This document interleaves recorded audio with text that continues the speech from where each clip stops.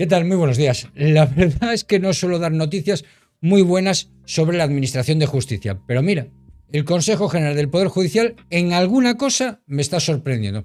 También es verdad que no tenía demasiada confianza en él, así que por muy poco que hagan, me va a sorprender para bien, ¿no? Es lo que tiene el tener expectativas bajas. Pero bueno, te cuento.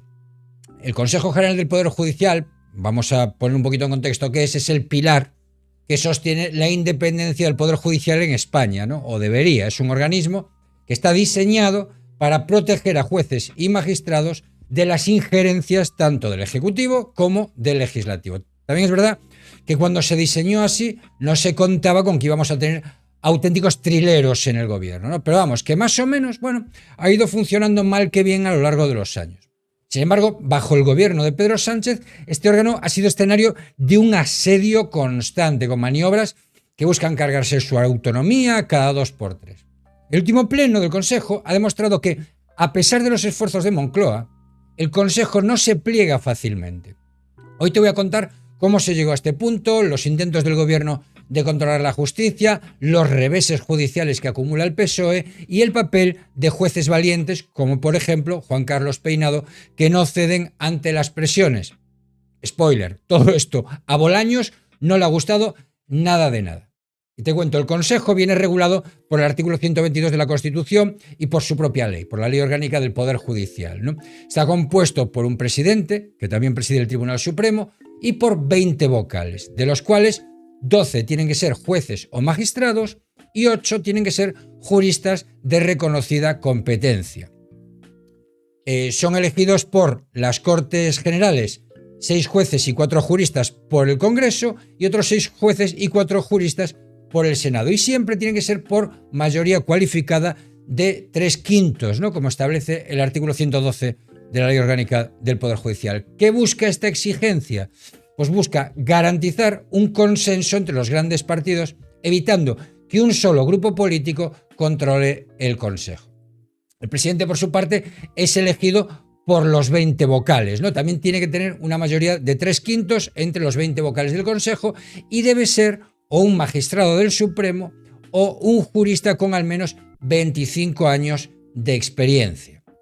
Y este diseño que está pensado para proteger la separación de poderes, pero se ha convertido en un campo de batalla, ¿no? El gobierno de Sánchez ha intentado, con más entusiasmo que éxito, todo hay que decirlo, moldear el Consejo General del Poder Judicial a su imagen y semejanza. Pero el último pleno del Consejo, que se celebró esta semana pasada, ha sido un jarro de agua fría para Moncloa, porque los vocales progresistas, que supuestamente deberían alinearse con el Ejecutivo, no lograron imponer a sus candidatas favoritas para presidir la Sala Penal y Contenciosa Administrativa del Tribunal Supremo, que son 2 salas claves para casos sensibles al gobierno. Ana Ferrer y Pilar Teso eran las preferidas de Moncloa, ¿no? Pues se quedaron sin los votos necesarios, mientras que designaciones técnicas, como por ejemplo la jefatura de Relaciones Externas de la Escuela Judicial, que fue otorgada a María Cotín Trillo, o las plazas de inspectores de penal, que recayeron en Jerónimo García San Martín y en Fernando Javier, Muñiz Tejerina, se aprobaron con el respaldo del bloque conservador. Lo más curioso, o irónico si quieres, es que esta mayoría conservadora de 12 votos se logró gracias a la presidenta Isabel Perelló y el vocal Carlos Hugo Preciado, ambos considerados progresistas. Este giro absolutamente inesperado ha dejado a Bolaños pues bastante fastidiado, ¿no? Y no es para menos, la verdad. Esa mayoría, que suma a Perelló, Preciado y los 10 vocales propuestos por el Partido Popular, podría consolidarse en futuros nombramientos, frustrando los planes del gobierno de controlar las salas más sensibles del Tribunal Supremo. Por ahora, estas salas siguen en manos de presidentes en funciones, ¿no? Y el proceso de elección ha vuelto otra vez a la casilla de salida, con las propuestas devueltas a la Comisión de Calificación para nuevas negociaciones. Traducción: más tiempo de incertidumbre, algo que al bloque conservador pues no parece disgustarle en absoluto. Y ahora te voy a contar cómo fue la tortuosa renovación del Consejo. Pero antes, los medios de comunicación no te cuentan la realidad, sino la visión de la realidad que le interesa a quienes les pagan. No les interesa que pienses por ti mismo, sino simplemente vender su relato. Es imposible tener una visión completa de lo que te está pasando y de cómo te afecta si simplemente ves la televisión o lees la prensa. Este canal no recibe subvenciones de ningún organismo gubernamental, así que solo nos debemos a ti. Si quieres estar enterado de las acciones con las que te castiga el gobierno, con un enfoque jurídico, un poquito de mala leche, eso sí, y un mucho de retranca gallega, este es tu canal. Suscríbete, activa las notificaciones y así no te perderás ninguno de nuestros vídeos. Y ahora sí, continuamos. Pues para entender este pulso hay que retroceder al proceso de renovación del actual Consejo General del Poder Judicial. Un culebrón que duró años y dejó al descubierto las ambiciones del gobierno. Desde 2018 el Consejo estaba en funciones porque el PSOE y el PP no lograban ponerse de acuerdo. Bueno, el artículo 112 de la Ley Orgánica del Poder Judicial exige una mayoría de 3/5 para elegir vocales, lo que obliga a un consenso entre los dos grandes partidos. Sin embargo, el PP, liderado por Alberto Núñez Feijóo, acusaba al gobierno de querer politizar la justicia. Qué mal pensado, por Dios. Mientras que Sánchez señalaba a los del PP por bloquear la renovación. Pero la tensión escaló en 2020, cuando el PSOE y Podemos hicieron una trampa. Presentaron una propuesta para reformar la Ley Orgánica del Poder Judicial y rebajar la mayoría de 3/5 a mayoría absoluta, lo que habría permitido al gobierno nombrar vocales sin necesidad de negociar con la oposición, ¿no? Pero esta maniobra, que vulneraba el espíritu y te diría que la letra incluso del artículo 122 de la Constitución, fue un escándalo. La Comisión Europea, el Consejo de Europa y las asociaciones judiciales, como la Asociación Profesional de la Magistratura, la Francisco de Vitoria, el Foro Judicial Independiente, todos la calificaron como un ataque directo a la independencia judicial.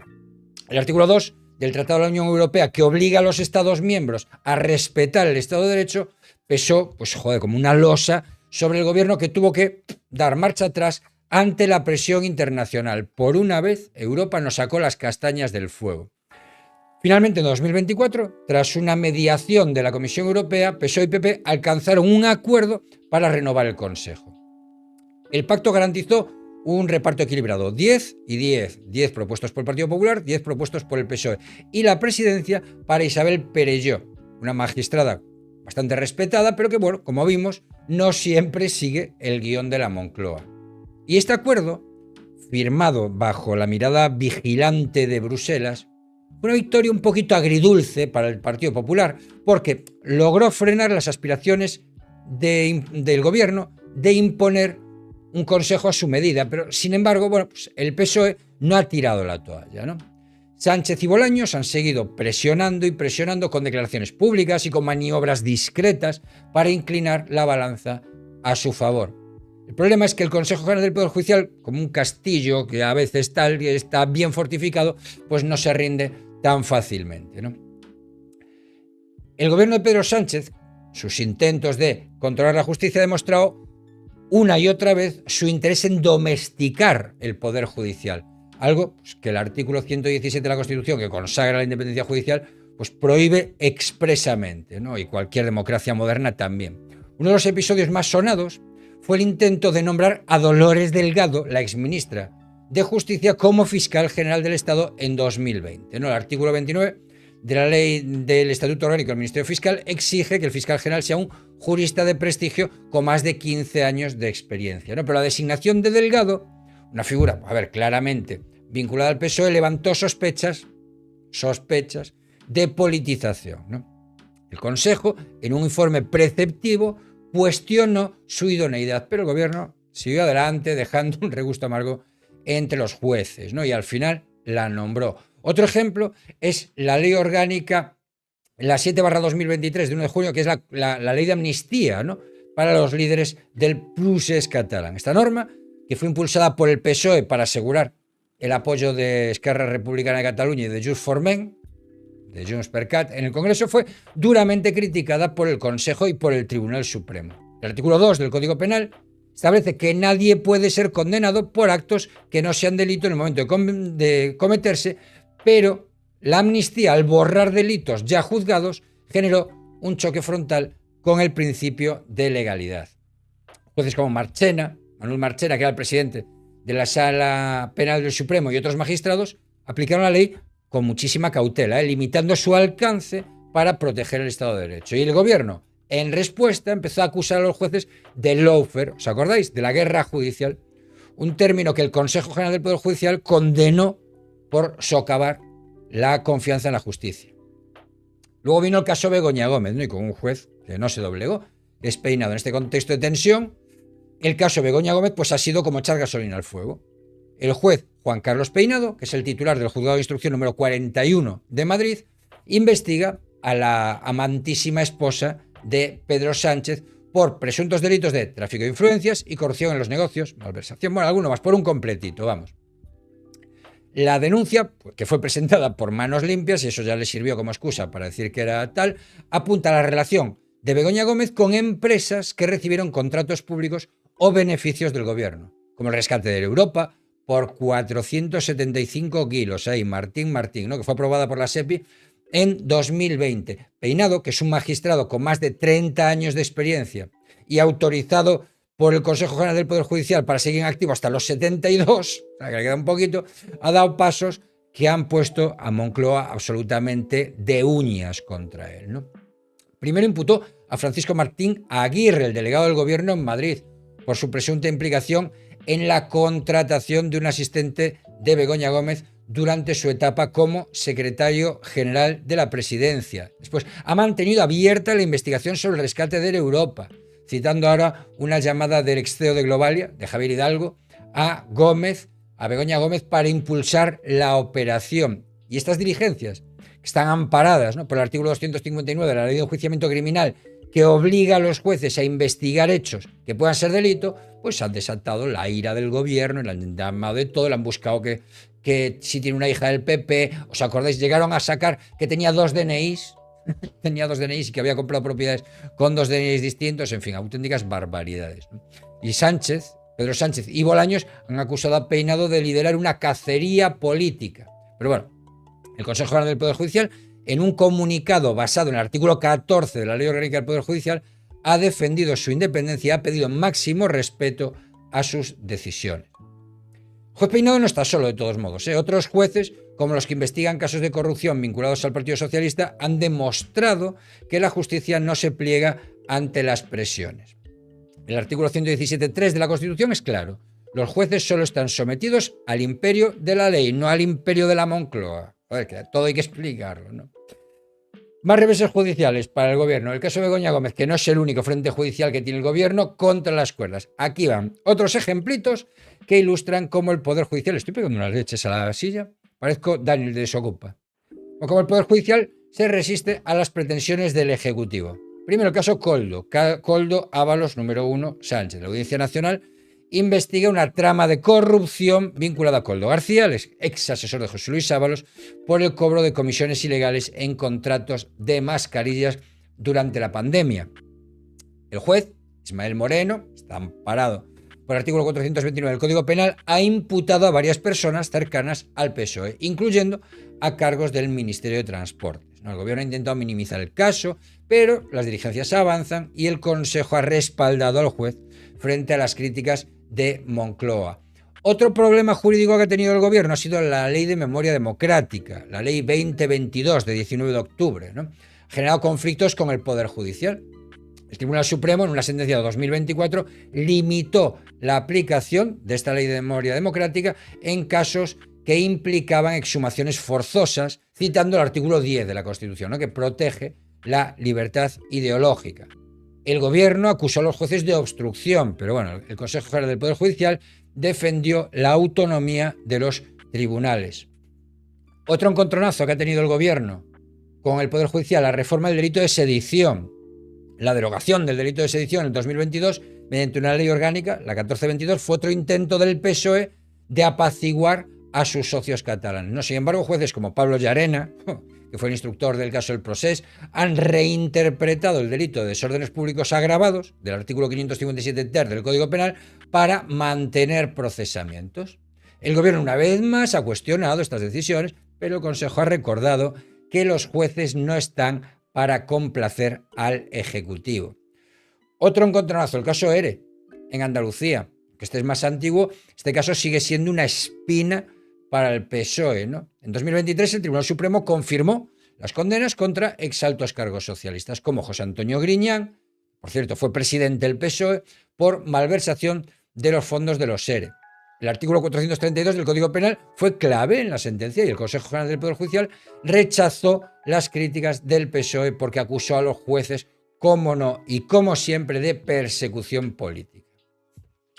En fin, con este panorama, el gobierno de Pedro Sánchez enfrenta a un poder judicial que, lejos de doblegarse, parece dispuesto a mantener su independencia, por mucho que nos sorprenda a muchos, a mí el primero. El Consejo, a pesar de ser considerado progresista, ha demostrado que no es un títere de Moncloa, que la mayoría conservadora de 12 votos, liderada por los vocales del Partido Popular y reforzada por Perelló y Preciado, podría marcar el rumbo de futuros nombramientos, dejando al Ejecutivo sin control sobre las salas clave del Supremo Penal y Contencioso Administrativo. Y mientras tanto, jueces como Peinado pues siguen adelante, recordándole al gobierno que la justicia no se negocia en los despachos, o al menos no tanto como ellos quisieran, ¿no?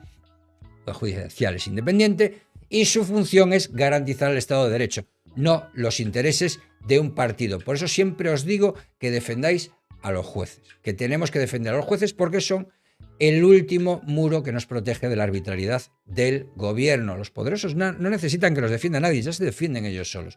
Somos nosotros los ciudadanos los que necesitamos la defensa de los jueces. Por último, un matiz, porque he estado hablando, no sé, los que tengáis Twitter la conoceréis, una chica que es Capitana España, que su nick es Soy Mona, ¿no? Una chica que está en Twitter, que tiene, no sé si 100 y pico mil seguidores y que es un auténtico azote contra el gobierno. Bueno, la han doxeado, ¿no? Han sacado su nombre, su cara y además es muy mona, es cierto. Han hecho lo mismo con Capitán Bitcoin, han hecho lo mismo con Señor Liberal, están haciendo lo mismo con todos los perfiles de Twitter exitosos de derechas. A mí no hace falta que me doxeen, soy Pablo Franco, pero bueno, y tampoco soy un perfil tan exitoso como los suyos. Están intentando acallar, bueno, pues lo que les queda, ¿no? Que es Twitter, YouTube y estas cosas. Aquí seguimos. Mientras no nos metan en la cárcel, nosotros seguiremos dando las noticias como son y no como le gustaría al gobierno que las diéramos. Desde aquí, un beso grandísimo a Capitana España, a Muy Mona, que hace un trabajo fantástico. No van a poder contigo. Nos tienes detrás, tienes a tu ejército, que somos todos los ciudadanos de bien, que estaremos siempre pendientes de que aún encima no te doxen con recursos públicos, porque aún encima esto lo sacan en televisión española, la televisión teóricamente pagada por todos, así que seguiremos protestando. Y donde vayas, aquí ya sabes que tienes las puertas de este canal abiertas. Poco más. Si te ha gustado el vídeo, dale un like, porque es gratis y ayuda a que el algoritmo nos posicione. Déjame en comentarios qué te parece este doxeo de canales de derechas por parte del Partido Socialista. Muchas gracias a los que me apoyáis por Bizum, a los que me apoyáis por Twitch, a los que me apoyáis por Kick, a los que donáis suscripciones, donáis bits y sobre todo muchísimas gracias a todos los miembros del canal. Sin vosotros no podría hacer nada de esto. Así que un saludo y hasta mañana.